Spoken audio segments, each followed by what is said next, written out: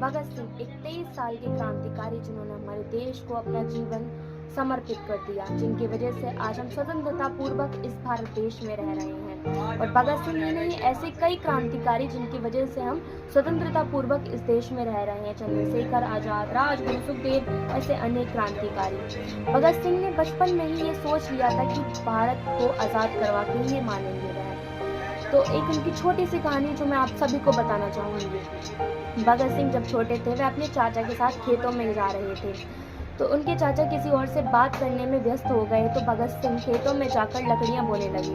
उनके चाचा का जब ध्यान हटा, जब भगत सिंह पर गया, तो उन्होंने भगत सिंह से प्रश्न किया कि तुम ये क्या कर रहे हो। तो भगत सिंह ने कहा कि मैं लकड़ियां नहीं, बंदूकें बो रहा हूँ, जिससे मैं अंग्रेजों को भगा सकूं। तो भगत सिंह के चाचा ने ये सोच लिया था कि भगत सिंह एक बड़े क्रांतिकारी के रूप में उभरेंगे, जो इस देश को आजाद करवा के ही मानेंगे।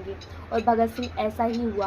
भगत सिंह ने 23 साल की उम्र में फांसी को हंसते हंसते चूम लिया और मरकर भी अमर कहलाए इस देश में। भगत सिंह जैसे कई क्रांतिकारियों को मैं दिल से सल्यूट करना चाहती हूँ।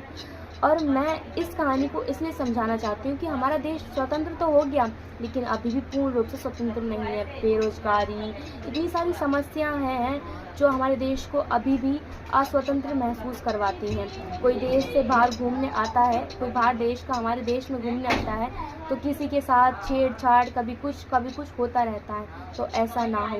भारत का नाम स्वतंत्रता और सुरक्षा से हर देश में गूंजा जाए। अगर कोई भारत का नाम सुने तो कहे कि ये स्वतंत्रता और सुरक्षा के लिए जाना जाता है। तो मैं आप सभी से निवेदन करूंगी, कुछ ना हो सके तो एक पूर्ण स्वतंत्रता के साथ अपने भारत का विकास करें, और ऐसे विकास के साथ साथ हमारा भारत उन्नति और विकास की ओर बढ़ता रहे। सप्रेम साहेब।